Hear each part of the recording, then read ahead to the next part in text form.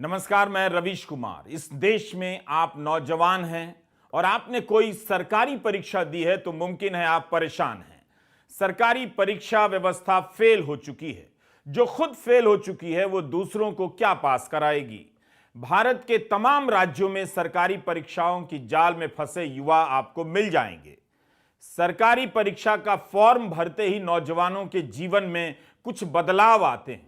वे धरना प्रदर्शन करना सीख जाते हैं, पुलिस की लाठी सहने लग जाते हैं, अपनी जेब से बचे खुचे पैसे निकालकर वकीलों को देना सीख जाते हैं। आजकल अपना वीडियो भी बनाना सीख गए हैं ताकि आपस में एक दूसरे को भेजते रहें। इन परीक्षाओं से मुक्ति का एक ही तरीका नजर आता है। इस तरीके की खोज मैंने कई साल तक इस मुद्दे को कवर करने के दौरान की है। सरकारी परीक्षा से मुक्ति का एक ही तरीका है कि भारत के नौजवान जवान होना बंद कर दें। ना आप जवान होंगे और ना सरकारी परीक्षा देंगे और ना ऐसी नौबत आएगी। आप देख रहे हैं मेरा YouTube channel Ravish Kumar official. इसे सब्सक्राइब कीजिए और यदि आपकी आर्थिक क्षमता ठीक है तो ज्वाइन करने के बारे में भी सोचिए। यह चैनल फेसबुक पर भी मौजूद है। पुलिस ने यहां लाठीचार्ज कर दिया है और छात्रों को दौड़ा दौड़ा कर पीटा जा रहा है। जो बिहार से लेकर मध्य प्रदेश और असम से लेकर बंगाल या झारखंड तक के ऐसे नौजवान अगर इस वीडियो को देख रहे हैं तो हमें कतई मैसेज ना करें। यह समस्या इतनी बड़ी है कि मैं अकेले हर जगह का कवर नहीं कर सकता और ना करूंगा, क्योंकि संसाधन नहीं है। जब भी इस तरह का वीडियो करूं, इसे आप अपनी समस्याओं का प्रतिनिधि वीडियो मान लीजिए। बंगाल का है तो बिहार का मान लीजिए, उत्तराखंड का है तो मध्य प्रदेश का मान लीजिए। ये सभी खबरें छप चुकी हैं और इनका कोई असर नहीं है, क्योंकि सरकार का काम बाकी मुद्दों से चल जाता है। अच्छा होता भारत के नौजवान और भारत की जनता इन खबरों को पढ़कर कम से कम इतना ही समझ लेती कि हमारे नौजवानों को किस किस यातना से गुजरना पड़ता है, उनसे सहानुभूति रख लेती। क्या हो गया? क्या हुआ आपके साथ? अरे यकीन ना हो तो उत्तराखंड से छपने वाले अखबारों को उठाकर देख लीजिए। 13 जनवरी के अखबारों में पेपर लीक और गिरफ्तारी की खबरें भरी पड़ी हैं। 8 जनवरी को पटवारी की परीक्षा हुई थी जिसे रद्द कर दी गई। परीक्षा में शामिल हुए 1,14,071 अभ्यर्थियों को दोबारा परीक्षा देनी होगी। राजस्व पेपर लीक मामले में लोक सेवा आयोग के अनुभाग अधिकारी और उसकी पत्नी सहित 5 लोग गिरफ्तार हुए हैं। उत्तराखंड लोक सेवा आयोग ने परीक्षा निरस्त की है। अब 12 फरवरी को फिर से परीक्षा कराई जाएगी। एसटीएफ के एसएसपी आयुष अग्रवाल ने बताया है कि लोक सेवा के अधिकारी संजीव चतुर्वेदी ने अपने कार्यालय से प्रश्न पत्र लीक किया और अपनी पत्नी ऋतु के जरिए लीक किया और अपने करीबियों को पहुंचा दिया, जिसके बदले में कथित रूप से उन्हें पैसे मिले। सरकारी परीक्षा एक गुफा के समान है जिसमें प्रवेश करने वाला नौजवान कई वर्षों तक अंधेरे में रहता है, इस उम्मीद में कि दूसरी छोर पर रोशनी दिखाई देगी। सरकारी परीक्षा देने वाले युवाओं में किस किस तरह के लोकतांत्रिक गुणों का विकास होता है, इस पर एक रिसर्च किया है। किसी भी लोकतांत्रिक नागरिक में धीरज का होना बहुत जरूरी है। सरकारी परीक्षा का फॉर्म भरते ही नौजवानों के भीतर धीरज का प्रवेश होता है। कई महीनों तक वे परीक्षा की तारीख का ही इंतजार करते रहते हैं। परीक्षा कैंसिल होती है तो अगली तारीख का इंतजार करते रहते हैं। जंतर मंतर जाएंगे, मुर्दाबाद, सीएस बरतालिया मुर्दाबाद। इसके बाद अगला गुण विकसित होता है धरना प्रदर्शन का। जैसे ही आप सरकारी परीक्षा देते हैं, आप धरना प्रदर्शन के लायक बन जाते हैं। आप सड़क पर तंबू लगाकर बैठ जाते हैं और रात खुले आसमान के नीचे गुजारते हैं। अपनी परीक्षा को लेकर नारे लिखने और लगाने का गुण भी विकसित हो जाता है। बहुत कम ऐसा होता है कि नौजवान मौलिक नारे लिख पाते हैं। दरअसल सरकार का सिस्टम एक ही तरह से सभी राज्यों के सभी वर्ग के नागरिकों को परेशान करता है, इसलिए उससे इंसाफ की मांग की भाषा भी एक ही तरह की हो गई है। सरकारी परीक्षा देने वाला युवा पुलिस की लाठी के प्रति सजग हो जाता है, सहनशील हो जाता है, लाठी खाता भी है और पुलिस की लाठी से बचने के लिए दौड़ने भागने का अभ्यास भी हो जाता है। पुलिस से संवाद करना भी सीख लेता है। अगर किस्मत अच्छी है तो किसी परीक्षा के सताए नौजवानों को मंत्री या अधिकारी से मिलने का सौभाग्य प्राप्त हो जाता है। फिर ये नौजवान लोकतंत्र में प्रेस की भूमिका को समझने निकल पड़ते हैं, पत्रकारों की तलाश करते हैं, उन्हें ट्विटर पर खोजते हैं, वहां मैसेज करते हैं, फिर उनका नंबर निकालकर व्हाट्सएप करते हैं जैसे मुझे करते हैं। तो एक सरकारी परीक्षा का फॉर्म भरने से नौजवानों को लोकतंत्र के तमाम हिस्सेदारों से मेलजोल और संवाद करने का अनुभव शुरू हो जाता है। उनमें लोकतांत्रिक गुणों का विकास होने लग जाता है। और आपकी जो इमेज पूरे इंडिया में बनाना 2024 में चाहते हैं ना, उस इमेज को हम यहीं पे धराशायी ना कर दे तो हम नहीं बंद करेंगे। अभी अभी आपने जो वीडियो देखा धरना प्रदर्शन का, वो उत्तराखंड का है, मगर ऐसा ही वीडियो आपको इसमें दिखेगा बिहार से लेकर मध्य प्रदेश तक का। वन दारोगा की परीक्षा के सताए नौजवान कई दिनों से धरना प्रदर्शन कर रहे हैं देहरादून में। दिसंबर 2019 में वन दारोगा की परीक्षा की अधिसूचना जारी होती है, परीक्षा होती है और 3 साल बाद दिसंबर 2022 में इस परीक्षा को निरस्त कर दिया जाता है, रद्द कर दिया जाता है। नौजवानों की जवानी के 3 साल निकल गए। सरकारी परीक्षा आपके बच्चों के साथ क्या करती है, खासकर एनआरआई अंकिलों को जरूर सुनाइए। काश ऐसा सिस्टम यूरोप में होता, लंदन में होता, स्विट्जरलैंड में होता और अमेरिका में होता तो आज कोई भारतीय वहां नहीं रहता, सब भागकर यहीं आ जाते कि जब मरना ही है तो अपने देश में ही मरते हैं। आप इन युवाओं की तकलीफ को सुनेंगे तो अच्छा लगेगा। न्यूयॉर्क के टाइम्स स्क्वायर में भारतीय लोगों को बुलाकर इस वीडियो को चलाइए तो और भी अच्छा लगेगा। ध्यान से मगर इनकी बातों को सुनिएगा। मैं वन दरोगा में चयनित अभ्यर्थी हूँ। वन दरोगा का नोटिफिकेशन 2019 दिसंबर माह में रिलीज हुआ था, जिसकी परीक्षा 2021 जुलाई में कराई गई थी और इसका परिणाम जो है वो जनवरी 8, 2022 को आया और अब आता है, और जिसकी फिजिकल परीक्षा जून के माह 2022 में हुई थी। अब आता है कि दिसंबर 30 तारीख 2022 को कि यह परीक्षा निरस्त कर दी गई है। हमें कोई आधार नहीं बताया गया है। हमारी आप सबसे जो भी ये वीडियो देख रहा है उससे यही मांग है कि हमारी जो भर्ती निरस्त की गई है उसके हमें आधार बताया जाए। जो पूर्व चेयरमैन हैं UKSSC के एस राजू जी, वो हमें कहते हैं कि सेग्रीगेशन पॉसिबल हो सकता है क्योंकि हमारी भर्ती ऑनलाइन माध्यम से की गई थी। STF कहती है कि जांच अभी पूरी नहीं हुई है। हमारी इस पोस्ट में 316 पद थे, जिसमें से 620 को फिजिकल के लिए बुलाया गया था, दुगने। जो संदिग्ध थे 8 लोग, उनका रिजल्ट में नाम नहीं आया था। अब जो 316 की जांच होनी है या 620 की जो भी जांच होनी है, उसमें जो भी पाया जा रहा है, आयोग कहता है कि 122 लोग पाए गए हैं। अब मेरा कहना यह है कि जो 122 लोग आए गए हैं, पहले तो उनका नाम सार्वजनिक किया जाए। दूसरी बात, अगर कोई पाया भी गया है संदिग्ध, तो हमारे पास ऑप्शन है कि हम 620 में से उनकी छटनी कर सकते हैं और लोगों को मौका मिल सकता है, क्योंकि 316 पद है हमारे पास। तो मेरी मांग बस यही है कि जो भी हमारे वैलिड पॉइंट्स हैं उनको संज्ञान में लेते हुए हमारी भर्ती की पे पुनर्विचार किया जाए, जो कि निरस्त करना बिल्कुल भी कोई ऑप्शन नहीं है, और हमें आधार बताए जाए जो भी इनके अंदर की बात होती है। क्योंकि जो ये निर्णय लिया गया, ये प्रेस रिलीज हुई थी 30 दिसंबर 2022 को, जिसके कोई बेसिस पॉइंट्स हमें नहीं बताए गए। STF कहता है कि अभी जांच पूरी नहीं हुई है। तो बस मेरा मानना यही है, और हम सब लोग जो चयनित हो रखे हैं, जो सही माध्यमों से निकले हैं, उन सब का मानना यही है कि हमें आधार बताए जाएं कि किस बेसिस पे हमारी भर्ती को निरस्त किया गया है। और बस ये कहना चाहती हूँ कि इसको पुनर्विचार किया जाए। धन्यवाद। मूल बात है कि 2019 में परीक्षा की अधिसूचना जारी होती है और परीक्षा होती भी है। नतीजे आते हैं, फिर धांधली का आरोप लगता है और परीक्षा निरस्त कर दी जाती है। युवाओं की जिंदगी के 3 साल निकल जाते हैं। सरकार में बैठे किसी की सेहत पर कोई असर नहीं पड़ता है।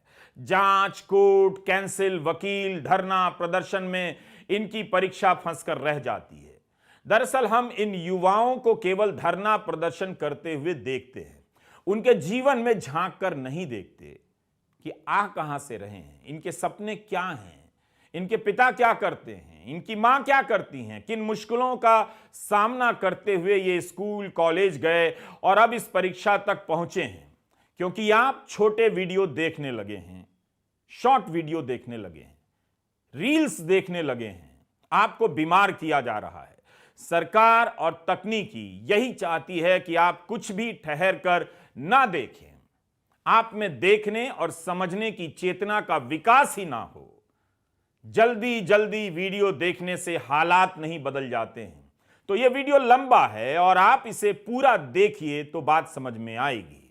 मैं उत्तराखंड के एक छोटे से गांव की लड़की हूँ और मैं एक निर्धन परिवार से आती हूँ।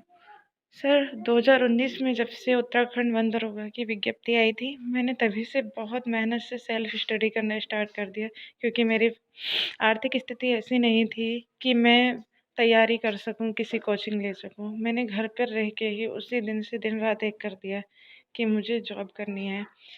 उसके बाद में 2020 में एग्ज़ाम नहीं होता है कोविड को लेके, 2021 में एग्ज़ाम होता है। 2021 में हमने एग्ज़ाम दिया है, ठीक 6 महीने बाद इसका रिज़ल्ट निकल के आता है जनवरी 2022 में, और उसके भी ठीक 6 महीने बाद जून की तपती गर्मी और उमस में हमारा फिज़िकल होता है 25 किलोमीटर, जिसके लिए हमने 5-6 महीने लगातार प्रैक्टिस की होती है। सर उसके बाद ठीक 6 महीने बाद 30 दिसंबर को कहा जाता है कि तुम्हारा एग्ज़ाम कैंसिल हो गया, वो भी संशय के आधार पे, बिना किसी रीज़न दिए, बिना किसी को एसटीएफ की अभी जांच चल रही है, बिना किसी को गिरफ्तार किए। और जो भी गलत है अगर इस एग्ज़ाम में, मैंने मान लिया। पहली बात तो मेरिट में कोई ऐसा एक भी स्टूडेंट ऐसा नहीं है जिससे एसटीएफ ने पूछताछ की है या जिसको एसटीएफ ने पकड़ा है। अभी एसटीएफ की जांच इनिशियल स्टेज पे ही थी कि बोल देते हैं कि तुम्हारी भर्ती रद्द और तुम्हारा री एग्ज़ाम होगा, और ठीक 2 महीने बाद री एग्ज़ाम होगा। सर आप, हमारी स्थिति जो 4 साल पहले थी, क्या आज वो स्थिति है ठीक आज? नहीं है ना सर, क्योंकि हमने जब स्टार्ट किया पढ़ना उस टाइम मेरे पापा भी थे। पेपर से एक महीना पहले, ठीक 1 महीना पहले मेरे पापा का निधन हो गया। अब मैं अपने घर की बड़ी हूँ, मैं अपने परिवार को देखूँगी या मैं फिर से दोबारा से तैयारी करने की स्थिति में हूँ? सर हमारे साथ मतलब गवर्नमेंट भी हमारी सुध लेने को राज़ी नहीं है, और हमारा बस सिर्फ ये कहना है कि हम ये चाहते हैं कि जिसने सज़ा उसको दो जिसने गलती की है। किसी की गलती की सज़ा हमें क्यों दी जा रही है? हमारे तो कोई सुध लेने वाला ही नहीं है। मतलब बोल के चले गए कि पेपर रद्द, तो पेपर रद्द। ऐसा कैसे हो सकता है सर? हमारी भी तो कम से कम किसी को तो, ना गवर्नमेंट हमारी सुध ले रही है, ना क्या कहते हैं युवाओं की सरकार बताते हैं हमारे धामी जी कि ये युवाओं की सरकार है। युवाओं के लिए क्या करेंगे? युवाओं को सड़कों पे बैठा रखा है पिछले 4-5 दिनों से हम देहरादून की सड़कों पे भटक रहे हैं। हमारी कोई भी सुध लेने वाला नहीं है। हमारा बस यही कहना है कि हमें जॉइनिंग चाहिए, क्योंकि हम किस स्थिति में हैं, इस स्थिति से हमें बाहर कैसे भी करके निकाला जाए, क्योंकि समाज में भी सिर्फ एक यही धारणा है। अगर वो स्थितियाँ नहीं है मेरी कि मैं दोबारा से तैयारी करती हूँ, अगर री एग्ज़ाम करवाते हैं ये और मेरा नहीं निकलता है, तो क्या मेरे समाज में कोई इज़्ज़त नहीं है? समाज के लोग मुझे हेय दृष्टि से देखेंगे, मुझे शंका की नज़रों से देखेंगे कि हाँ, इसने शायद उस टाइम नकल की होगी या उस टाइम इसने कुछ किया होगा गलत काम, जो जिससे ये सेलेक्ट हुई, इस बार नहीं सेलेक्ट हो पाई। अभी आपने जो आवाज सुनी, इसी परीक्षा की सताई एक छात्रा की थी और यह ऐसी ही एक छात्रा का घर है। हम आवाज के साथ ऐसी किसी छात्रा का घर दिखाना चाहते हैं ताकि आप देख सकें कि 2047 में जिस भारत की अर्थव्यवस्था 30 से लेकर 40 ट्रिलियन डॉलर की होने वाली है, उस भारत की एक लड़की 2023 में किस तरह के घरों में रहती है, उसकी मेज और बिस्तर पर किस तरह की किताबें रखी हुई हैं। प्रतियोगिता की यही उपयोगिता है कि गाइड बुक का बाजार चलता रहे और छात्रों का जीवन बर्बाद होता रहे। सरकार से निवेदन करना चाहती हूँ, क्योंकि हर भाषण में हमारे देश के प्रधानमंत्री और हमारे राज्य के सीएम पुष्कर सिंह धामी जी हर बात में कहते हैं कि भ्रष्टाचार नहीं होगा, कुछ गलत नहीं होगा, युवाओं के साथ सही होगा, मेहनतियों के साथ सही होगा। इतने पर भी अगर सब कुछ सही नहीं होता है ना, तो हम भी हमेशा के लिए इनके साथ न्याय करेंगे। 2024 भी है, 2027 भी है, हमेशा के लिए इनके साथ न्याय करेंगे। जिस तरह से इन्होंने हमारे साथ किया है, हमारा गला काटा है, हमारे मेहनत की लूट की है। 4-4 साल आसान नहीं होता है, एक बार इन्हें बैठा के देखो एग्ज़ाम में। और तो और अगर आयोग के अध्यक्ष जीएस मार्तोलिया जी हैं, आज उनसे कहिए कि वो अपना पीसीएस का एग्ज़ाम आज की डेट में निकाल के दिखाएँ। 4 साल में बहुत कुछ बदल जाता है। लेकिन इन लोगों को कोई भी फ़र्क नहीं पड़ता है इस चीज़ से।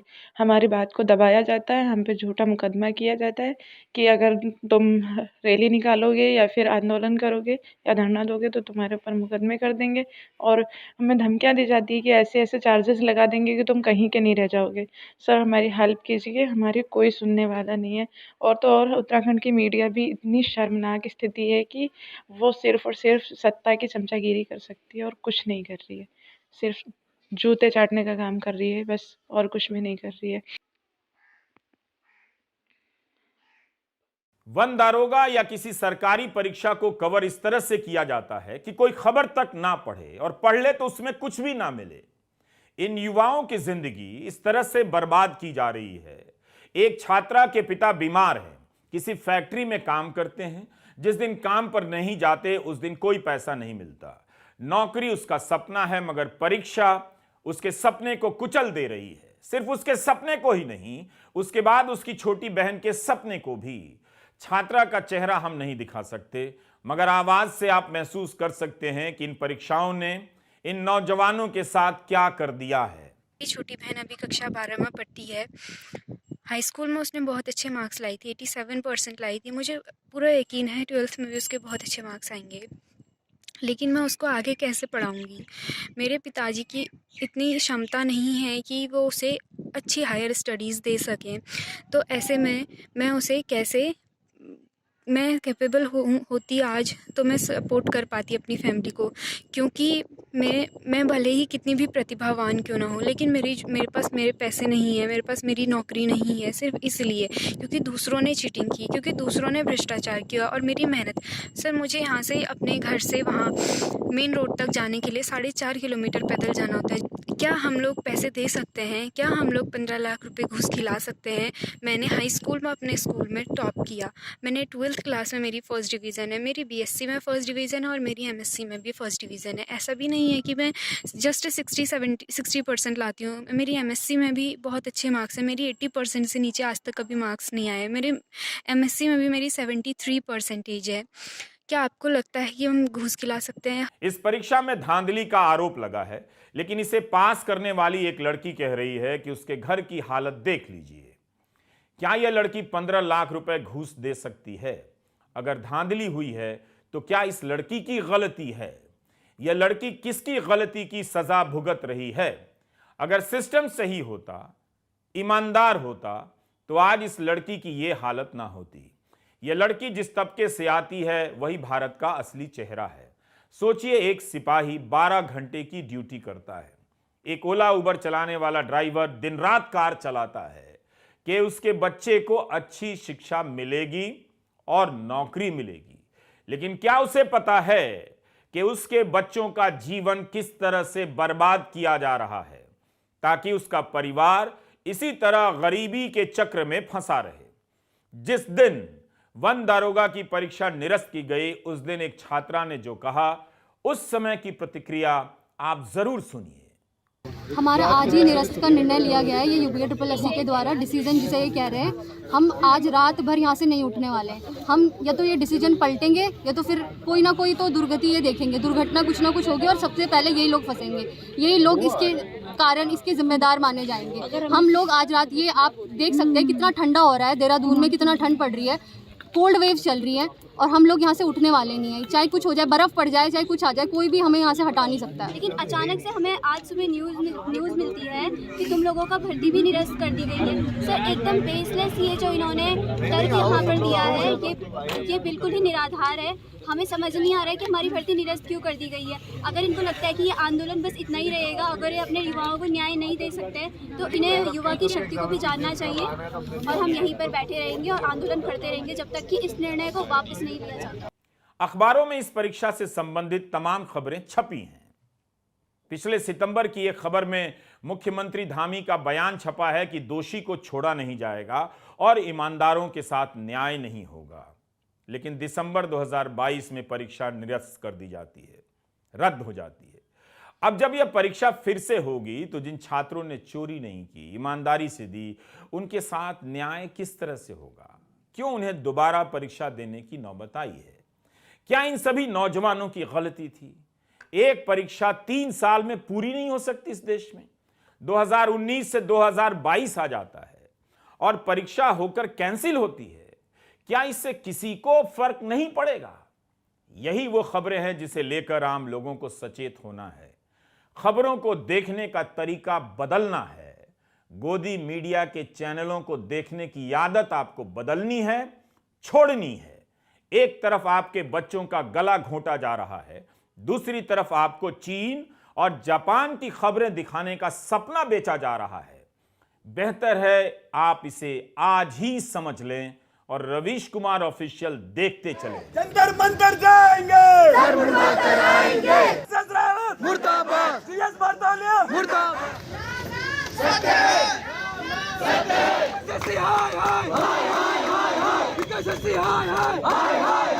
वन दारोगा की परीक्षा सही से नहीं हो सकी।